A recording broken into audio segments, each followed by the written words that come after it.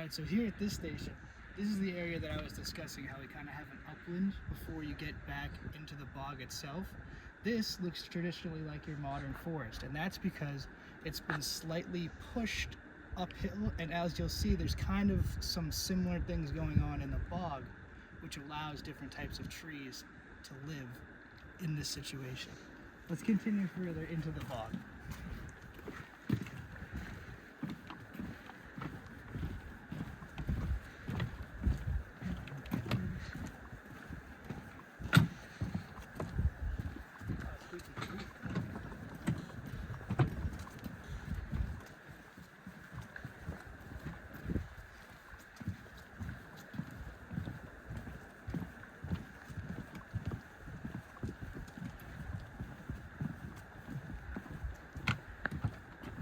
Okay, now as we turn the corner, you're going to see a dramatic shift in the surrounding area. As we take a look around here, you can really notice how the canopy is very enclosed and everything is kind of super constricted in a confined space.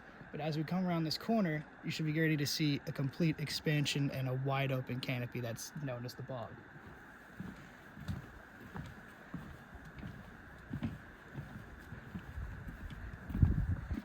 So as I said, now that you've turned this corner, you can see that it's completely wide open, though you do still have some smaller trees that have been dwarfed, and that's because they can't necessarily thrive as well as they do in the regular soil as they can in this very peaty environment that has it's pretty much anoxic to the point where most plants are not able to live here.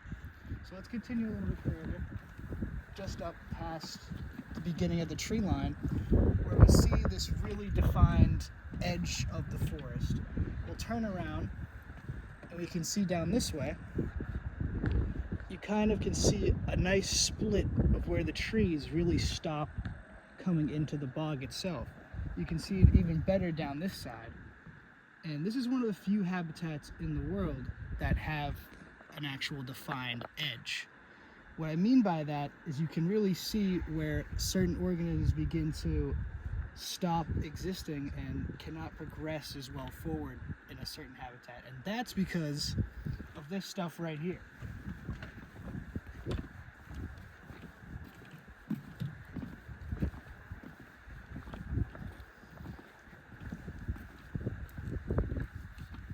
We have a bunch of sphagnum. You can see it. It's all down here under all this stuff, and if you touch it, it's very wet to the touch. And that's because sphagnum has an interesting thing, and they're known as ecosystem engineers, and they're able to take in all this water and maintain moisture and really stop things from decomposing in here. And they create what's called, like I said, an anoxic environment where it's very constrained, there's a lot of acidity, and there's very low levels of oxygen around here. So there's not much nutrients that's left in the soil because this whole place is covered in a thick layer of peat on the bottom. And that way, only certain organisms that have adapted to live in these low nutrient environments are able to live here. So right here, also, don't have to look very far. We have one of our species that lives here and is adapted to live in this environment. It's one of our carnivorous plants. You have the pitcher plant just down here. These have adapted to take their nutrients from other organisms, such as flies.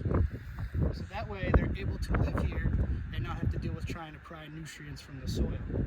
Another cool thing is you see all these stems above these pitcher plants? These are their flowers. You see all their stems here? These are the actual flowers of the pitcher plant. And you notice how they're way up above the pitcher plant? That adaptation became something that they had to do so that they don't trap their pollinators. Because that's one big thing. You can't pollinate and reproduce if you eat all your pollinators. So let's continue